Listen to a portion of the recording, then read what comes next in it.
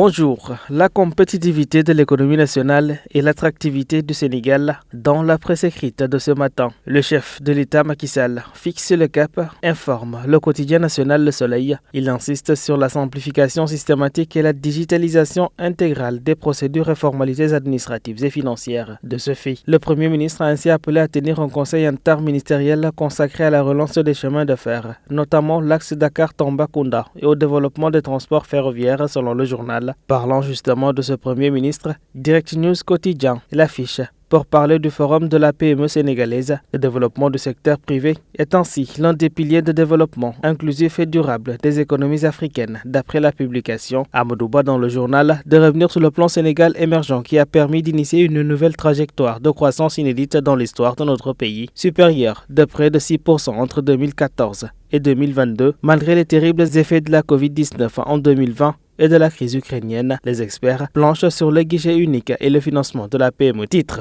le journal. Parlons politique à présent avec le Témoin quotidien à la une. Les dissidences effrontent de redouter. Macky, le piège de la carte blanche, s'exclament nos confrères au Bic Rouge. L'Observateur quotidien à sa une évoque les candidatures au sein de Benno Bokk Yakaar. Le canard du groupe Futur Média de passer aux révélations sur les schémas et lobbies. L'opération Zéro Risque et la piste des deux fers au feu. Les risques pour Benno d'aller à la présidentielle en rang dispersé. La danse des loups, c'est le titre qui barre la une de nos confrères. En politique justement, Busby le jour évoque le parrainage optionnel. Au moins 44 459 parrains pour le parrainage citoyen, risque du syndrome de 2019 selon nos confrères. Dans les colonnes du journal, l'on tente d'expliquer comment l'APR Taxawu, le PDS se sont arrangés avec leurs 13 députés en évitant ainsi le suffrage censitaire. Avec la caution, on tombe sur une foire aux élus. De ce fait, c'est Macky Sall qui se blinde contre l'achat de ses députés par un engagement de tous, un grand désordre selon la publication. Enquête quotidien pour sa part revient sur le cas Ousmane Sonko et son éligibilité. Donné pour inéligible, le contumax Ousmane Sonko a encore juridiquement des chances à faire valoir selon nos confrères. Pourtant,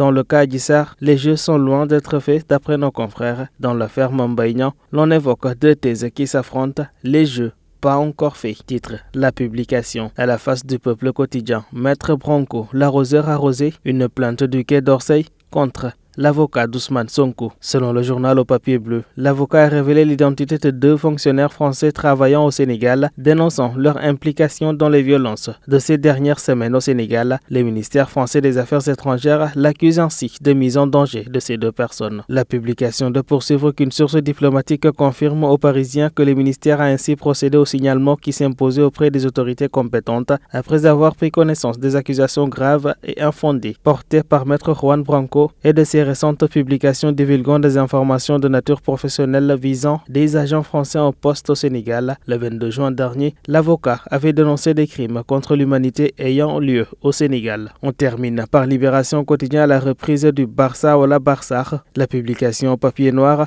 de revenir sur un drame au large de Saint-Louis. Après des problèmes de moteur, une pirogue transportant des candidats au voyage s'est renversée mercredi à 5 h du matin vers l'embouchure. Au moins 56 passagers étaient dans l'embarcation, 6 corps sans vie repêchés, 4 candidats secourus, le reste demeure porté disparu. Ainsi va donc la presse du jour à toutes et à tous. Une très bonne lecture.